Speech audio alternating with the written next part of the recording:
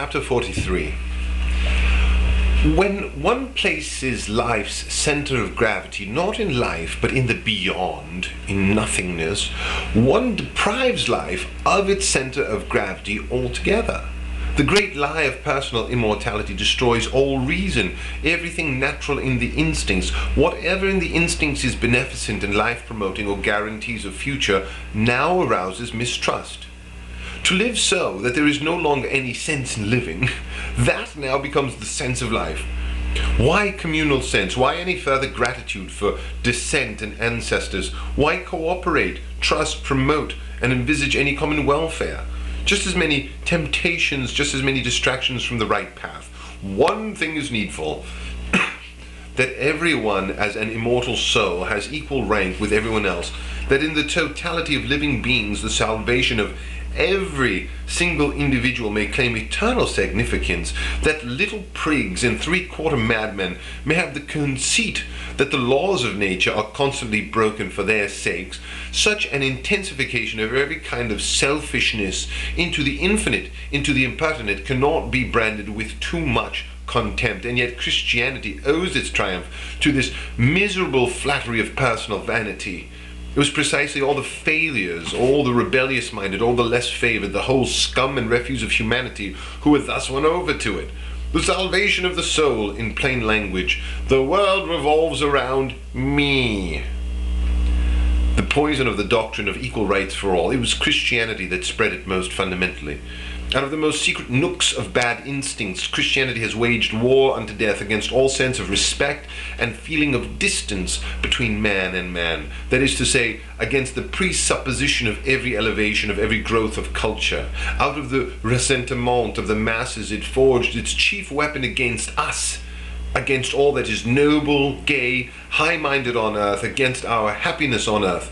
Immortality, conceded to every Peter and Paul, has so far been the greatest, the most malignant attempt to assassinate noble humanity. And let us not underestimate the calamity which crept out of Christianity into politics. Today nobody has the courage any longer for privileges, for master's rights, for a sense of respect for oneself and one's peers, for a pathos of distance.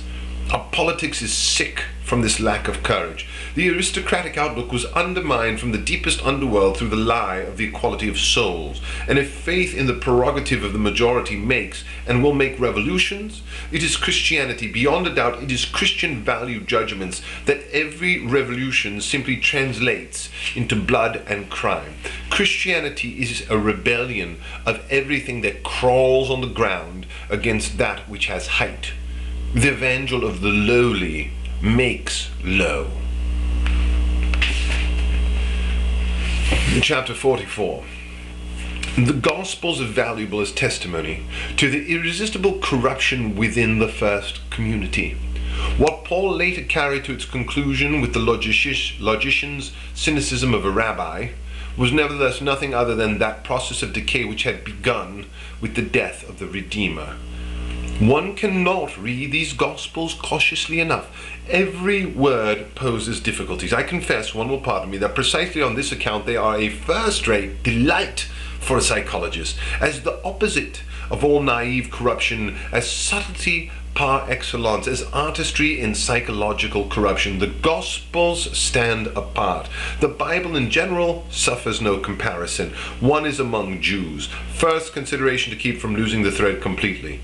The simulation of holiness, which has really become genius here, never even approximated elsewhere in books or amongst men. This counterfeit of words and gestures as an art is not the accident of some individual talent or other, or of some exceptional character. This requires race. In Christianity, all of Judaism, a several-century-old Jewish preparatory training and technique of the most serious kind, attains its ultimate mastery as the art of lying in a holy manner. The Christian, this ultima ratio of the lie, is the Jew once more, even 3 times more. To be determined as a matter of principle to apply only concepts, symbols, attitudes which have been proved by the practice of the priest, instinctively to reject every other practice, every other perspective of value and usefulness. That is not merely tradition, that is heritage. Only as heritage does it seem like nature itself. The whole of mankind, even the best heads of the best ages, except one, who is perhaps merely inhuman, have permitted themselves to be deceived. The Gospel has been read as a book of innocence, no small indication of the mastery here attained in histrionics. Of course, if we saw them, even if only in passing, all these queer prigs and synthetic saints, that would be the end. And precisely because I do not read words without seeing gestures, I make an end of them. I cannot stand the certain manner they have of turning up their eyes. Fortunately for the great majority, books are mere literature. One must not let oneself be led astray. Judge not, they say, but they consign to hell everything that stands in their way. By letting God judge, they themselves judge. By glorifying God, they glorify themselves. By demanding the virtues of which they happen to be capable, even more which they require in order to stay on top at all, they give themselves the magnificent appearance of a struggle for virtue, of a fight for the domination of virtue. We live, we die, we sacrifice ourselves for the good, truth, light, the kingdom of God. In truth, they do what they cannot help doing, slinking around like typical sneaks, sitting in the corner, leading a shadowy existence in the shadow. They make a duty of all this. Their life of humility appears as a duty. As humility, it is one more proof of piety. Oh, this humble, chaste, merciful variety of mendaciousness. Virtue itself shall bear witness for us. One should read the Gospels as books of seductions by means of morality. These petty people reserve morality for themselves. They know all about morality. With morality, it is easiest to lead mankind by the nose. What really happens here is that the most conscious conceit of being chosen plays modesty. Once and for all, one has placed oneself, the community, the good and the just on one side, on the side of truth, and the rest, the world, on the other. This was the most disastrous kind of megalomania that has yet existed on earth. Little miscarriages of prigs and liars began to claim for themselves the concepts of God, truth, light, spirit, love, wisdom, life as synonyms for themselves, as it were, in order to define themselves against the world. Little superlative Jews, ripe for every kind of madhouse, turned all values around in their own image, just as if the Christian alone were the meaning, the salt, the measure, also the last judgment of all the rest. The whole calamity became possible only because a racially related kind of megalomania already existed in this world, the Jewish one.